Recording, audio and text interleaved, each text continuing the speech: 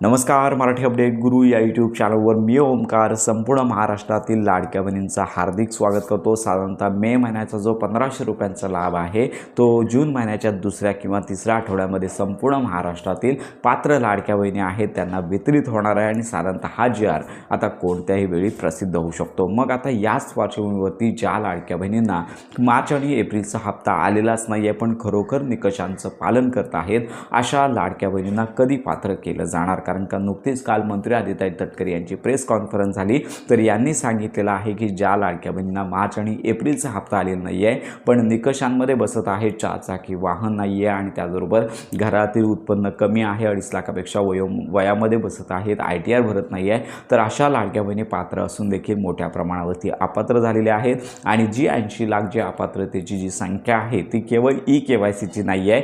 याच्यामध्ये वयात न बसणाऱ्या म्हणजे 65 वर्ष जास्त झालेल्या साधारण 14,000 लाडक्या बहिणी आहेत. KYC केलीच नाही आहे डिसेंबरपर्यंत. 12 ते 14 लाखापर्यंत लाडक्या बहिणी आहेत. कागदपत्र पडताळणीमध्ये चुकीची माहिती, गव्हर्नमेंट सर्वंट, त्यानंतर लक्षात घ्या 4 चाकी वाहन असणाऱ्या अशा अनेक लाडक्या बहिणी मिळून 80 लाखाच्या आसपास आकडा गेल्याची माहिती समोर आलेली आहे. पण याच्यामध्ये त्यांनी एक चांगली बातमी सांगितली की महिला बालविकास विभाग जिल्हा तालुका असेल तर या ठिकाणी लाडक्या बहिणींची निवेदनं गेलेली आहेत की आम्ही पात्र असून देखील या विविध कारणांमुळे आमचा अर्ज आहे तो रद्द झालेला आहे, आम्हाला अपात्र करण्यात आलेला आहे. तर यावर त्यांनी एक महत्त्वाचे भाष्य केलं. आपण देखील काल सांगितलं होतं की ज्या लाडक्या बहिणी मुख्यमंत्री माझी लाडकी बहीण योजनेअंतर्गत मार्च आणि एप्रिल या 2 महिन्यांचा लाभ ज्यांना आले नाही आहे पण खरोखर निकषांमध्ये बसत आहेत, खरोखर पात्र आहेत, तर अशा लाडक्या बहिणींनी मुळातच घाबरून जायचं नाही आहे. त्यांची पुन्हा कागदपत्र फेर तपासणी केली जाणार आहे. तर ही फेर तपासणी म्हणजे काय? सर्वप्रथम जिल्हा स्तरावरती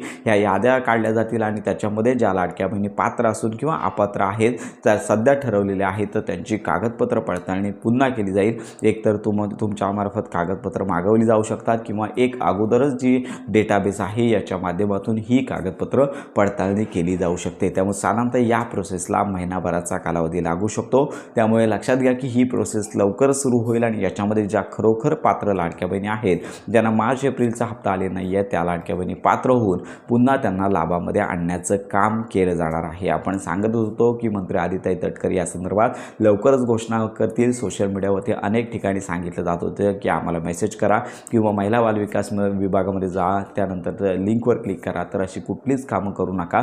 महिला बालविकास विभागानंतर मध्येच जर कागदपत्र पडताळणी सुरू झाली, फेर तपासणी सुरू झाल्यानंतर तुम्हाला देखील तशी माहिती कळवली जाणार आहे आणि ज्या लाडक्या बहिणी पात्र होतील त्यांना देखील त्यांचा लाभ आहे तो पुन्हा वितरित केला जाणार आहे. तर अशा प्रकारचे अपडेट ज्या लाडक्या बहिणींना हप्ते आले नाही आहे त्यांच्यासाठी आनंदाची बातमी आहे. जर तुम्ही निकषांमध्ये बसत असाल तर गुड न्यूज तुमच्यासाठी, पण निकषांमध्ये बसत नसाल तर मात्र तुम्हाला हप्ता मागण्याची गरज नाही आहे, तुम्हाला लाभ आहे तो सोडून द्यायचा आहे. तर अशा प्रकारची ही महत्त्वाची माहिती सर्वांपर्यंत नक्की शेअर करा.